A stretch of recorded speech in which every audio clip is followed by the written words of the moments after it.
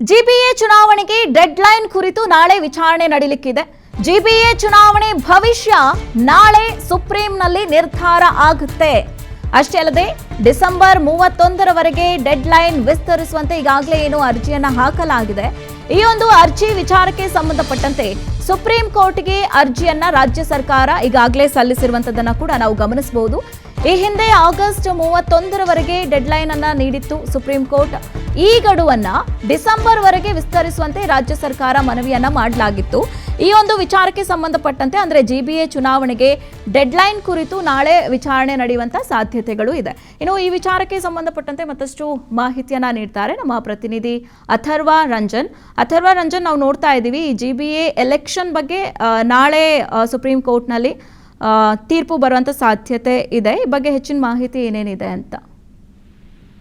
ರಕ್ಷಕರು greater Bengaluru ಪ್ರಾಧಿಕಾರದ ವ್ಯಾಪ್ತಿಯ 5 ನಗರ ಪಾಲಿಕೆಗಳ ಚುನಾವಣೆ ಭವಿಷ್ಯ ನಾಳೆ ಸುಪ್ರೀಂ ಕೋರ್ಟ್ ನಲ್ಲಿ ನಡೆಯುವಂತಹ ವಿಚಾರಣೆ ಬಳಿಕ ಸ್ಪಷ್ಟವಾಗುವಂತ ಸಾಧ್ಯತೆ ಇರುವಂತದ್ದು. ಈಗಾಗಲೇ ಮತದಾರರ ಪಟ್ಟಿಯ ವಿಶೇಷ ತೀವ್ರ ಪರಿಷ್ಕರಣೆಯನ್ನ ಕಾರ್ಯ ನಡೆಸಿದೆ. ಈ ಹಿನ್ನೆಲೆಯಲ್ಲಿ ಆಗಸ್ಟ್ 31ರ ಚುನಾವಣೆ ಗಡುವನ್ನು ಡಿಸೆಂಬರ್ 31ರವರೆಗೆ ವಿಸ್ತರಿಸುವಂತೆ ಈಗಾಗಲೇ ಕರ್ನಾಟಕ ಸರ್ಕಾರ ಸಲ್ಲಿಸಿರುವಂತಹ ಅರ್ಜಿಯನ್ನು ಸುಪ್ರೀಂ ಕೋರ್ಟ್ ನಾಳೆ ವಿಚಾರಣೆಯನ್ನು ಕೈಗೆತ್ತಿಕೊಳ್ಳಲಿದೆ. ಇದರಲ್ಲಿ ಪ್ರಮುಖವಾಗಿ ಮುಖ್ಯ ನ್ಯಾಯಮೂರ್ತಿಯಾಗಿರುವಂತಹ ಸೂರ್ಯಕಾಂತ್ ನೇತೃತ್ವದ ಪೀಠದ ಮುಂದೆ ಜಿಬಿಎ ಪರ ಹಿರಿಯ ವಕೀಲ ಕಪಿಲ್ ಸಿಬಲ್ ವಿಚಾರಣೆಯನ್ನ ಮಂಡಿಸಿದ್ದಾರೆ. ಈಗಾಗಲೇ ಈ ಒಂದು ವಿಚಾರದ ಸಂಬಂಧಪಟ್ಟಂತೆ ರಾಜ್ಯ ಸರ್ಕಾರ ಅರ್ಜಿಯನ್ನ ಸಲ್ಲಿಸಿದೆ.